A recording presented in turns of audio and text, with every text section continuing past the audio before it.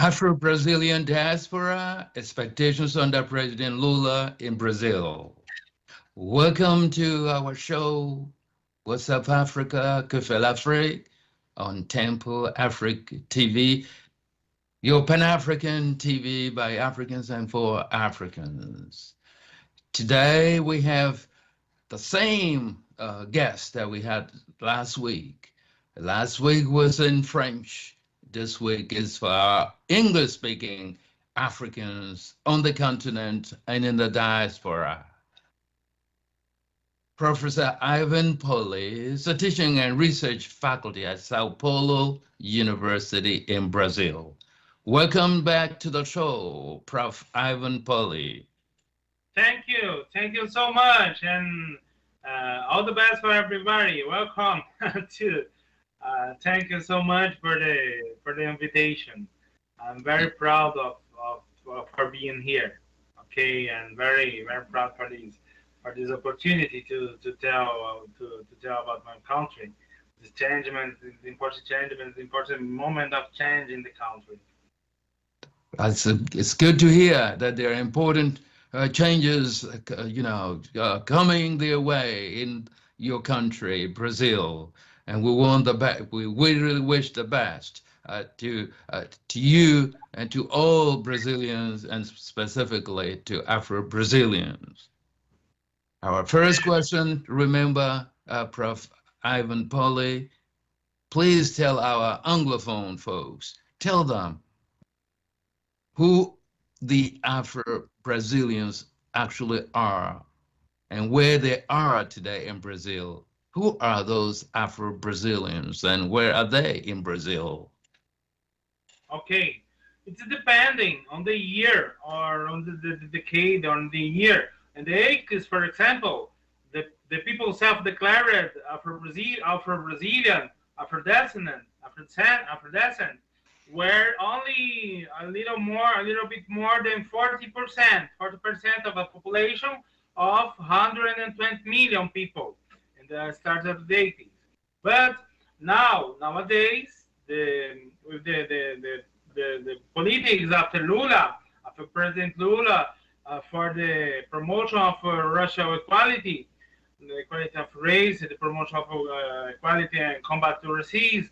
So the people that are self-declared in Brazil, Afro-descent, are 56%. We are a red majority. We're a red majority of a population of 215 million people. Okay, but in fact, by the research of genetic research, by the standards of the Conference of Durban, that tells that till the third generation of Afro-Americans, Afro-descent is considered Afro-descent, we are almost 80%. Among 75 and 80%, okay, in Brazil.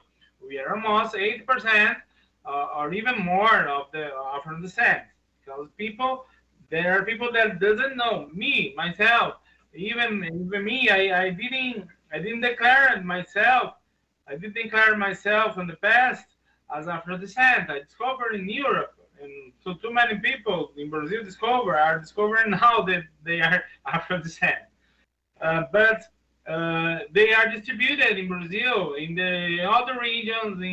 Brazil has five regions: the South, the Southeast, the Center West, the North, and Northeast. So the most of the Afro-descent population is majority in Northeast. In North is the half, a little bit more than half the population on the Southeast and the Center East, and in the South, because of the colonization, the European colonization, very strong, but the influence is very strong on the South.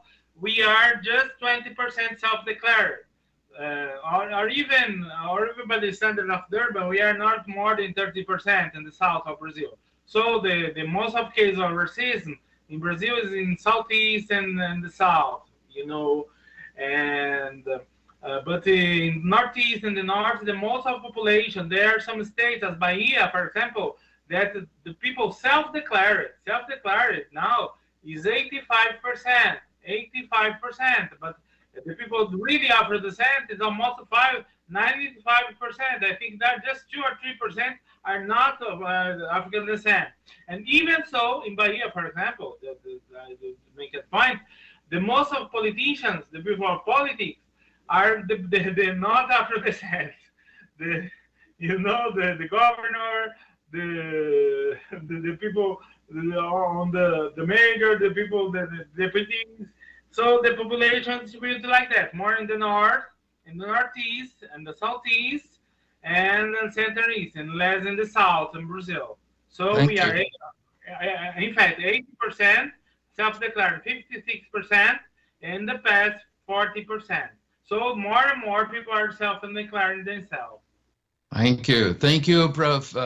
Ivan Poli. Those numbers are actually statistically significant. And you mentioned racial justice, racial equity, probably under President Lula.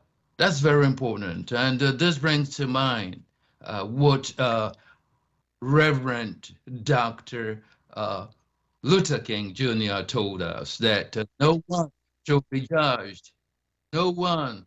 Who we are should not be determined by the color of our skin, but instead it should be based on the content of our character. So, what is going on these days nowadays in Brazil? What is the status, actually, okay, of Afro-Brazilian in Brazil? What are the let's say the challenges, and what are the ups and downs? Okay, so I have not so good news in this way nowadays. Even with the little progress we had, not enough, but for need not need not what we needed, and not enough of what we needed. But we had little progress on the government of Lula and Dilma, the Workers' Party government. We have little progress, but nowadays, still nowadays, we have, for example, the population African descent in Brazil, the 70%. If we are self-declared, 56%, 75%, 78% of the population of the murdered population murdered by the police are Afro descent. Mainly the youth, mainly the youth, mainly the youth, mainly the younger, mainly the younger. And the Brazil is a country that provides the visa, more visas to the foreign people, the European and North American and Canadian and Japanese, people from Australia and New Zealand, the people from the North countries. The North countries, even the Chinese and the others, the white people, for the specialized, for the technical, high standards, high level places, posts in Brazil, posts of work in Brazil, they provide visas more than the people, more than the young number of the younger that are dead by the police. For example, if you have for example, last year, dead by the police, 8,000 young people from 16 to 25 years. We had, for example, 15,000 visas of foreigners, the double. So we have the genocide of the youth, the young population, the young Afro-descendant population in Brazil, that you can deny. You can deny that it still happens. Also, another point important, it's about the salary, the average of salary, the average of revenue, the average of salaries of the African descent people and the white people. For example, in African descent people, the half of the average of salaries, the half of the population, the white population in Brazil, and among the 10%, the most rich, the richest, just 10% of these 10% are African descent. And Pro, Among the 10%, the poorest, the most poor, only 10% are white.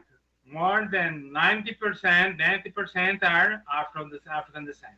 So right. there is a population that's marginalized. The Yes. population is too marginalized in Brazil. Prof.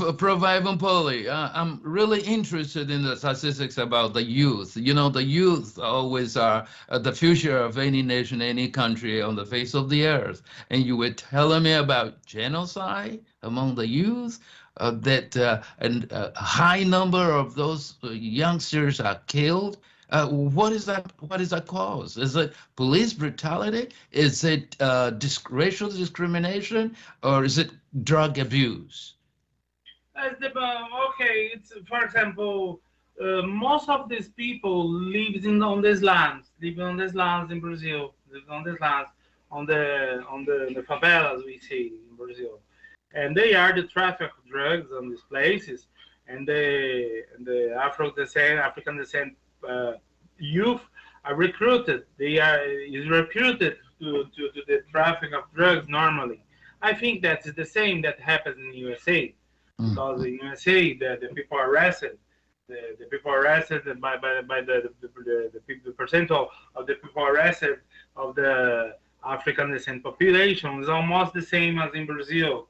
You know, we have the arrested population in Brazil, more than 80% are African descent because of the traffic of drugs, the marginalization.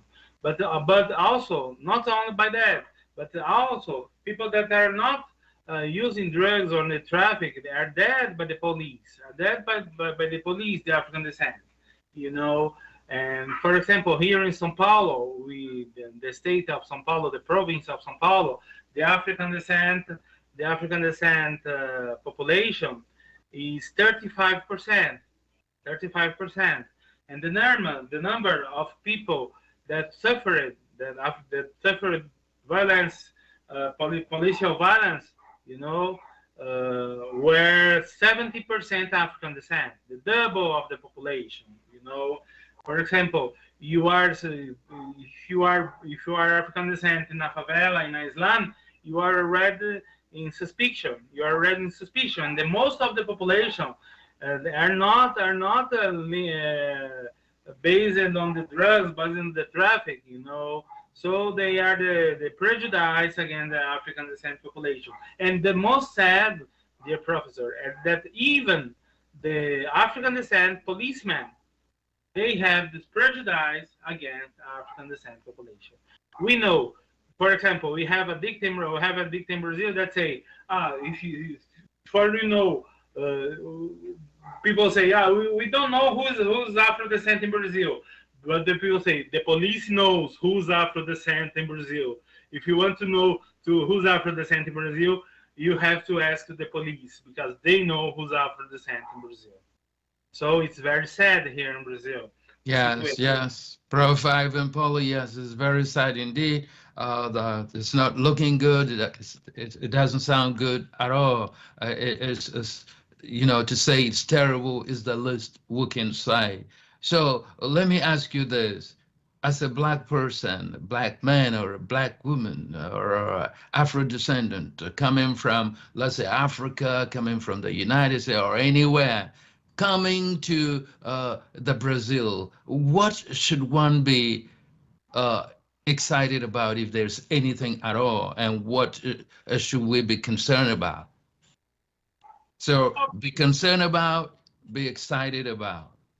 Be excited about the culture, mainly in the north of Brazil. Bahia, for example, is the most Bahia, Rio de Janeiro, the culture, the Brazilian culture, by the roots of Brazilian culture, the very Brazilian culture that we are know and the abroad, for example, are from descent, African descent origin. Our best culture is from African descent origin. Our image in the abroad is an African descent image. We have that in Brazil. Abroad, the people see us like that, even if internally we don't see. People don't see like that. And our civilizing values also.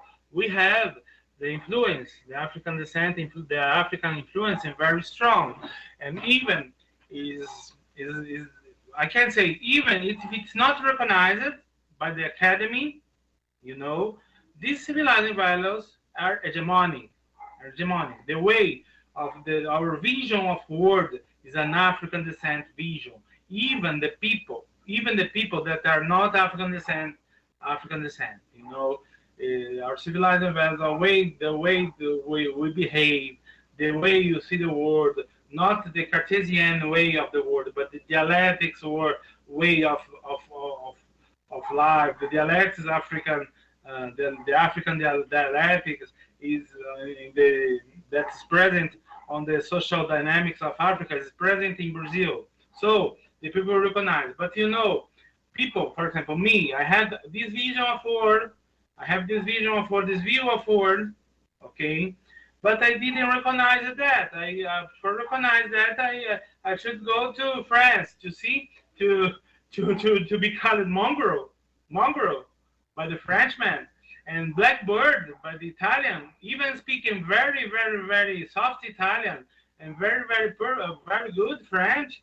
I speak it without even too many accents. Today I used to speak with accent because when they know I'm African descendant Brazilian. You know, even in English, I keep a little bit of accent. I don't try to be too perfect in English because I want to know people know I am Brazilian and African descent. But you know, in Brazil we have this word, but people don't recognize. You have to recognize. This is the good thing, the culture, mainly the samba, the funk, the hip hop, the axé, the food, the way of view, the way we behave, the joy of life we have in Brazil in a way. But the people to be concerned, the other side, is the prejudice. Brazil is one of the most racist countries in the world, you know. But we say that in Brazil, we call the racism in Brazil the cordial racism, the hearty racism, you know, because you know the Portuguese, they normally they mix with the people, they mix with the people. There are the miscegenation on Brazil, you know. So people, because of that, there's too many excuses to know, wow, we are a human race. You have a human conscience, you know. The Morgan Freeman speech, you know, the people that make blockbuster films that don't have any problem. He doesn't pass the problem of Black of Harlem in USA. So for he is human conscience, but for the Black of Harlem, it's not the same conscience. For him, for Oprah Winfrey, for Will Smith, for example, is different in USA, for example. And in Brazil, it's the same. You know, people say, because the social problem is not the racial problem. We have to be concerned because of that, and there are the racism. You know, Yeah. because Racial problems are social problems. They are definitely. yeah, the racial problems are social problems, and people want to hide the racism, want to hide the racism in Brazil. You know, we had, for example, one author in Brazil that was used in the start of the last century, that told that, for example, that the lord of slaves, the lord of slaves, the owner of slaves, treated the slaves with tenderness, you know, because Brazil was different. The owner of slaves treated the slaves with tenderness. I don't know where he sees that, because Brazil is a country with a slavery mind still nowadays. It's a slavery mind. The Afro descent people went out from the slavery without any right. There was a law that was called the land laws that forbade that for the African descent was forbidden to have lands, for example, to even to buy lands, you know, to buy the fishing land. So they were to live in the favelas on these lands because of that, you know. They are marginalized of that. So the people who have to concern is like that. The cordial, the soft racism.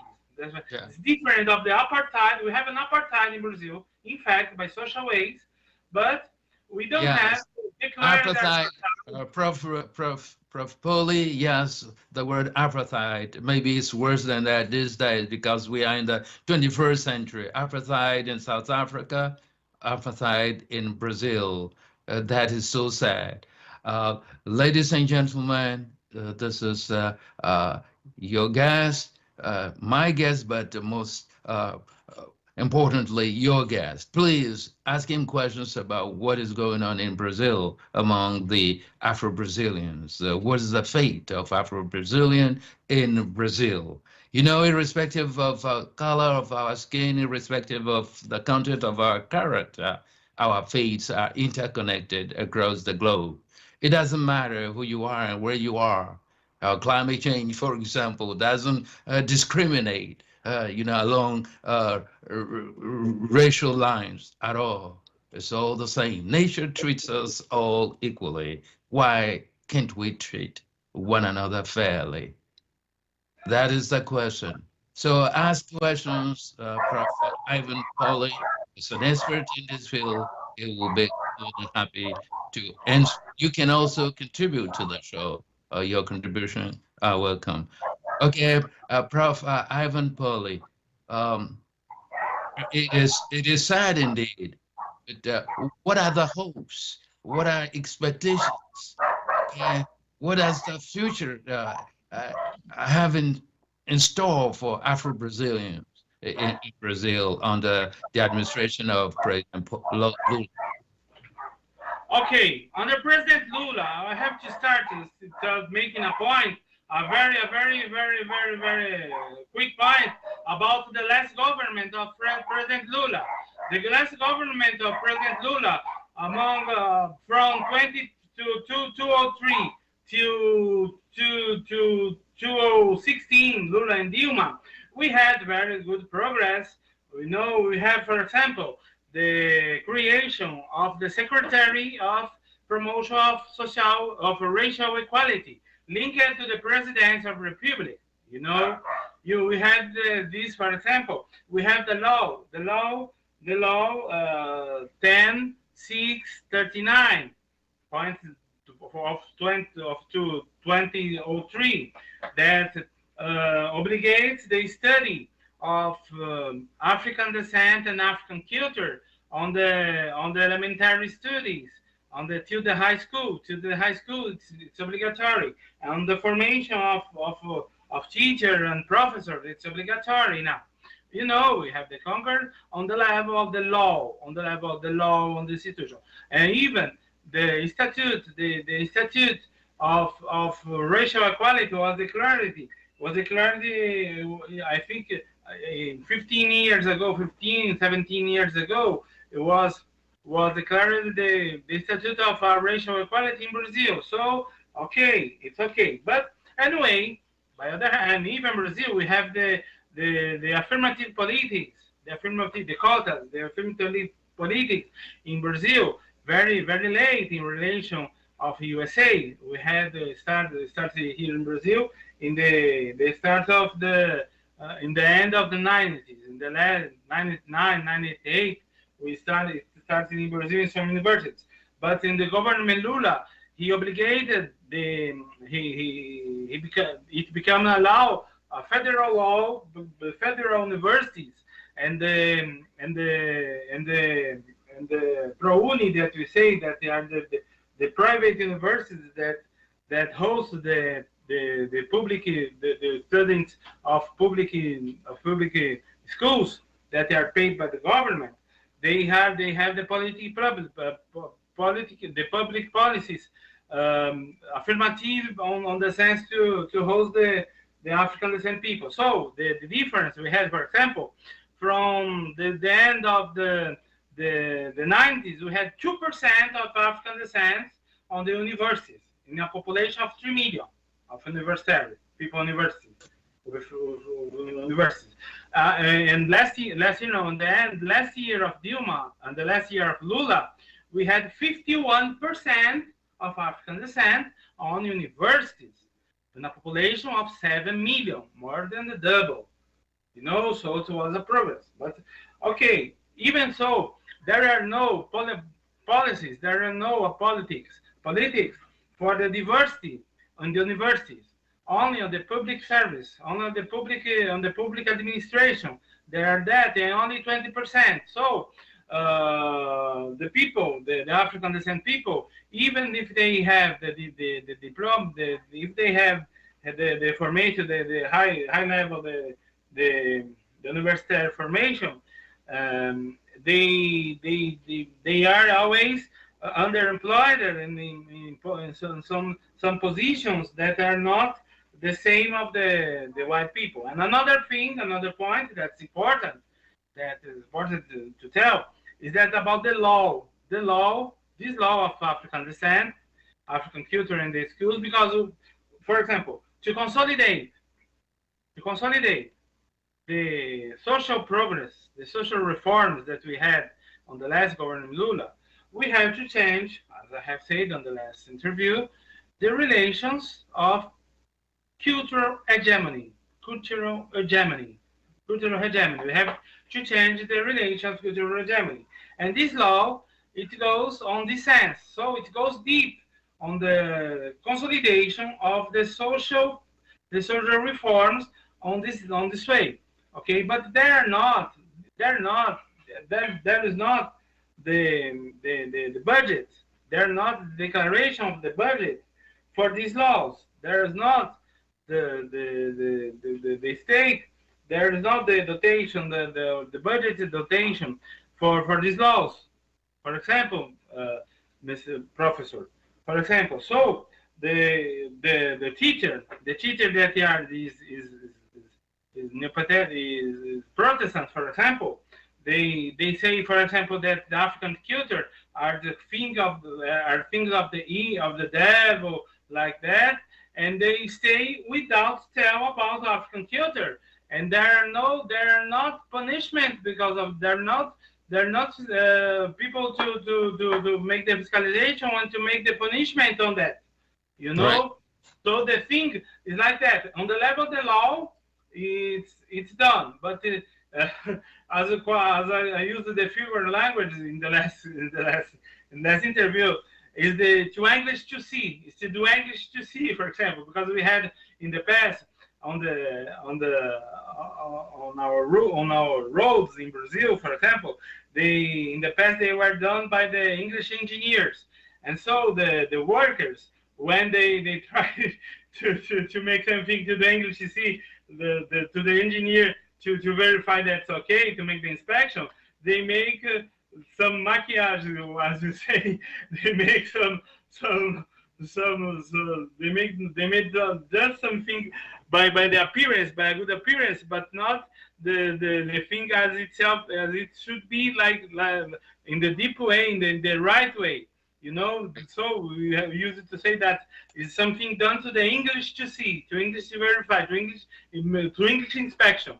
This thing like that is a little bit, my dear professor, to shut up the population, to shut up the black movements, to shut up the black movements, for example. And for example, we have the example. They have the budget, for example, to the preservation and to avoid the attack to the African descent institutions, to the African descent religious institution of some thousands of dollars, 20,000, 30,000 of dollars. And for example, this the same government of Dilma, okay, waived it, had forgiven billions of dollars to the churches, to the evangelical church, to the Protestant church that attack these African descent centers. So for example, because of the influence of the evangelical, of the Christians on the Congress, because of the evangelical on the Congress. So the people, we suffer the violence, our culture, our civilized values. For example, They say they are forbidden to go on the law of African descent culture in the schools because of the influence of the deputies, this congressman, and the government, the central government doesn't make nothing, for example. So we have a situation, we have a very hard situation, dear professor. We Yeah, have in the law, we have the right on the law, but we don't right. have the law applied as it should be applied. You Right. know, Prof.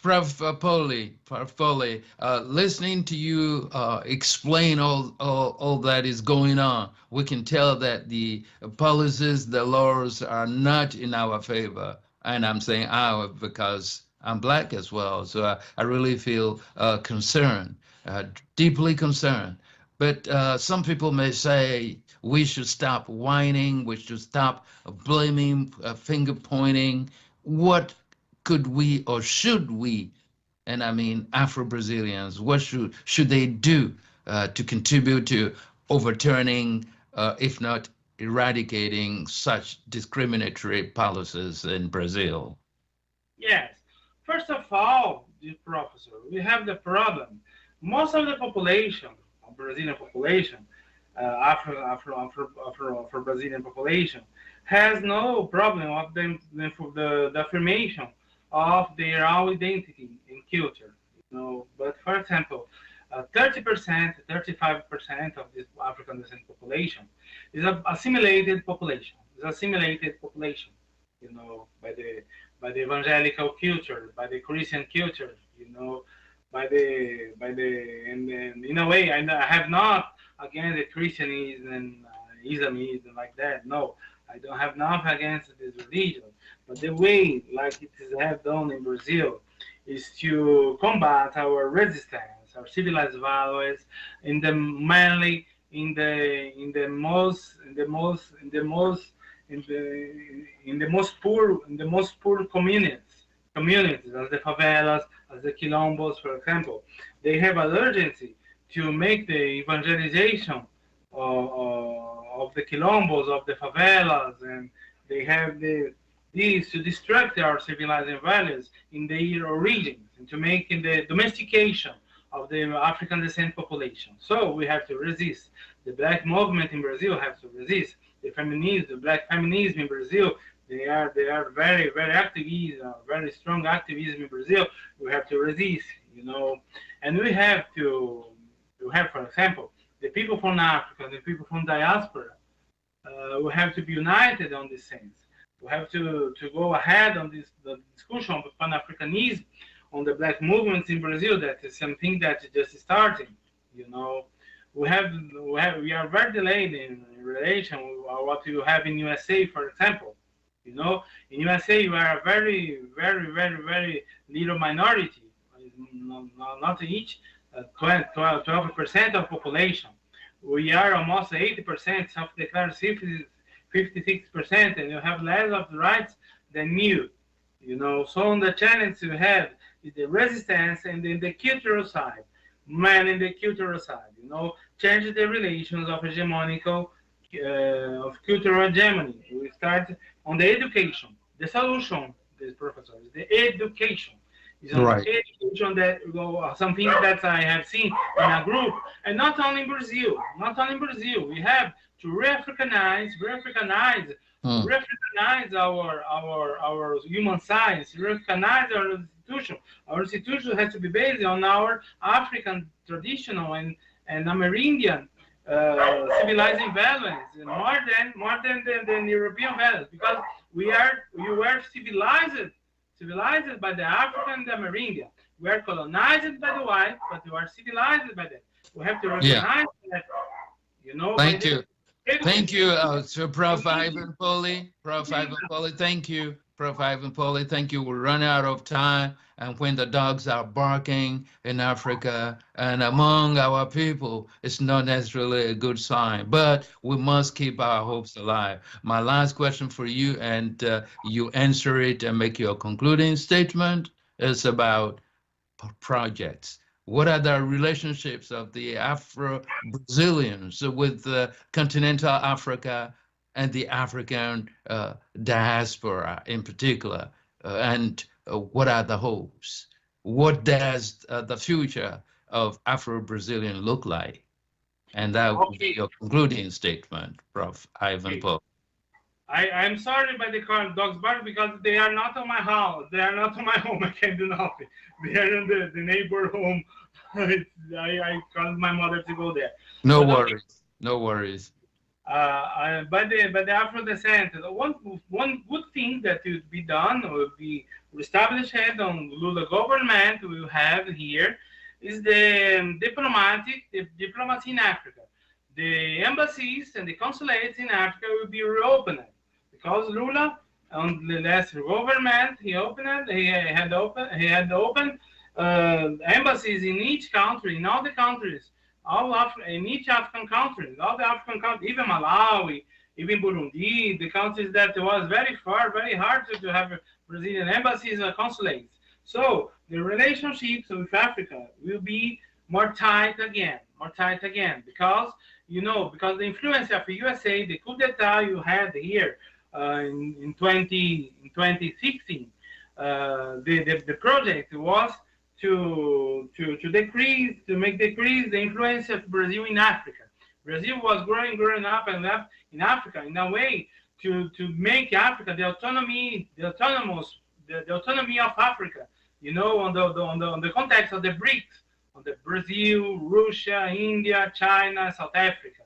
Right. And South Africa was the voice. So in this sense, there's a good future. Me myself, I'm the only author of Brazilian, as I have told, of African Renaissance in Brazil, recognized by political, traditional, from the royalty, from the African kingdoms, from the West African kingdoms, and the Academy of Africa. There are another Brazilian of African Renaissance authors, but I am the only recognized by the African authorities, and by high level of African authorities. And my relationship with Africa, I have even this question of the re-Africanization of human sciences in Africa, because it's not only the civilized scandals that we have in Brazil that they are not African descent, because one African descent that hates his own ancestor, it's not in the point of view of them. If their ancestor, the Orisha, the ancestor, is the devil, in the point of view of these ancestors, they are civilized scandals. The civilized scandals. The civilized monsters of civilization. And you have, even in Africa, we have the Christianization, the Islamization, we have that. And we have to go on the way of the decolonization of our culture, our institutions, and our academy, starting by our academy, Africa and Brazil. I'm doing a course in the sense now. I'm making a course in 4 languages in the sense now. And then I have it, the union among Brazil and Africa now, in the sense it starts I have very good projects with Africa, in Africa. And I tell about, for example, we have gotten to stop the criminalization of the cult of the myth of a shoe in Africa.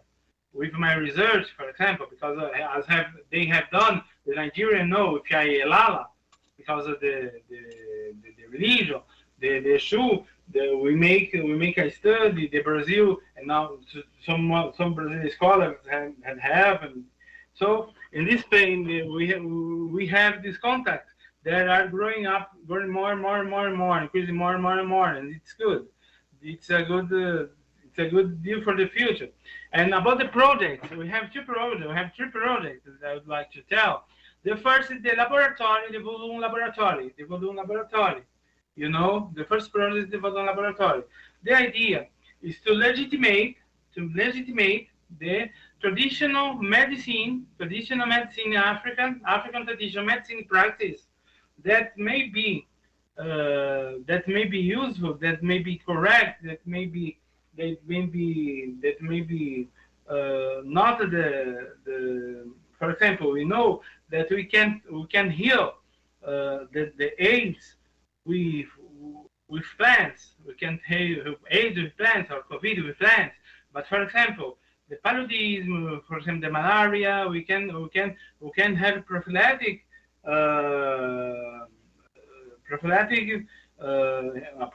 healing with the traditional medicine of the traditional African medicine, for example, in the sanitary way, and we can legitimate the African traditional practices and making a school of herbalists in Ouida, led by the Dagbo Non, the leader of Odum, and in Oshogbo by the leader of the Orishas, the Dianabao Orishas Faimi and Lebibon, and also in Badagry we are verifying too with this question, and also to have a laboratory of allopathic medicaments based on traditional African medicine with low costs using the Cuban technology, the Cuban medicine to develop that, and the Chinese also the laboratories to have the low cost medicaments, to apply in China, to apply in Asia, to have a bigger public, to have low cost, to have a low cost medicaments for Africa, because the most problem of Africans that they don't trust, they don't believe on the medicaments, on the medicine, is because they falsified the medicaments in Africa. That half of the medicaments in Africa are falsified, and lots of people, for example, I have seen that 5% of people in Africa die because of that. It's strong. I have seen the latest statistics, because of falsified, and so people have to have confidence in their medicine. Right. So if you make the question of the medicine, the validation of the African traditional medicine, we can have cheap treatments to the African people, and also with remedies, with medicament of African laboratory. We want that Benin becomes a medical center, a laboratory, a pharmaceutical center in Africa. Benin and Badagry and Oshogbo in Nigeria, because in Oshogbo they have, because it's a pilot project. It's the first project. The second project that I'll tell very quickly is that is about the root of the Orishas. As I have told, that are it's a pilot project that starts by some cities in Nigeria, some cities in Benin, more in Benin than in Nigeria. Benin, Dasazume, Save, Ouida, Ketu, Abomey, and more, and after Pahaku, Popo, Cotonou, than other cities. And in Nigeria, Ile-Ife, Oyo, Shogbo, and Badagry, and after Ibadan, Ire, Abeokuta, and other cities, to make the link among the Brazil and the diaspora in Africa. We are contacting some airlines, the FUNAFRO. We are contacting some of the Foundation of Entrepreneurs in Afro-descendant entrepreneurs in Brazil that linking to my activities. I'm linking to the activity. We are contacting the airlines, the tour operators, to make a cheap, to have a cheaper ticket cost, as we have said, as we used to say for the trip among Brazil and among Africa and Brazil, and to overtax these trips, to use this to the maintenance of the traditions, of the legacy, the historical material and immaterial legacy of Africa. It means the temples, to keep the temples of Africa, to the immaterial, the festivals, to promote festivals where people from Africa, from America visit Africa. This is the first stage. After we want to know, for example, the South Africa anti-apartheid, the anti-racist South Africa, the root of the combat of apartheid, the root of anti-racist in Africa, the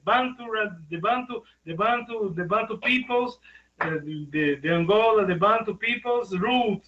We have another route to do, you know, but we want to start by the Orishas, by the route of the Orishas, for example. It's the Right. first step. And the last project is the cooperative of Oshun to make clothes, to women make clothes. You give the traditional, you make clothes in Oshogbo, starting in Oshogbo, and to sell these traditional clothes to the diaspora. In a way, they earn more, and it comes to us cheaper, you know, with less of intermediaries on the way, you know, because the intermediaries is the people that intermediate earns too much, and it's 3 times than the people that do. You know, if you have the link and to make the you know, they state the welfare. We want to do a welfare state in Africa. You know, after besides that, we have also the looming. We have also the loom. We have the currency that is developing here in Brazil. The negotiations to become an international currency. You know, but it is negotiation. I can't tell too much about that because it's top secret. But I think till the half of next year, you have to have some news, some good news, because just what I can know that 6% of the investors needed for the monetization of the looming had already invested. You know, Right. we're waiting for who will be in Brazil the economic minister, the economic Right. minister of economy, the politics of economy in Brazil, because Right. now Right. with the good for Lula, the expectation good for Lula in this way is Right. because Lula, he will promote this politics. Thank you. Thank you. Thank you very much, Prof.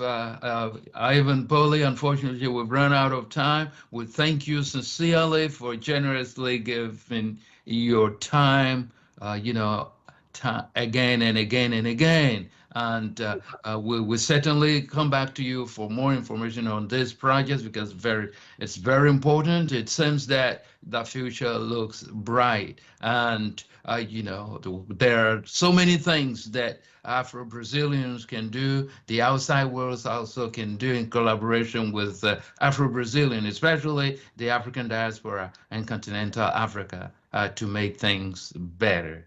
Thank you for coming to our show. We appreciate it greatly. Thank you to Malik Sal as well. And thank you to a big thanks to all our viewers across the globe. And that was Afro-Brazilian Diaspora, Expectations under President Lula. In our show was South Africa, Kufel Afri, hosted by me, Prof. Desiree Balubi from Norfolk State University. Thank you, Temple Africa TV, for giving us this opportunity to produce this show on a weekly basis. Thank you so much. Goodbye. Goodbye. Goodbye.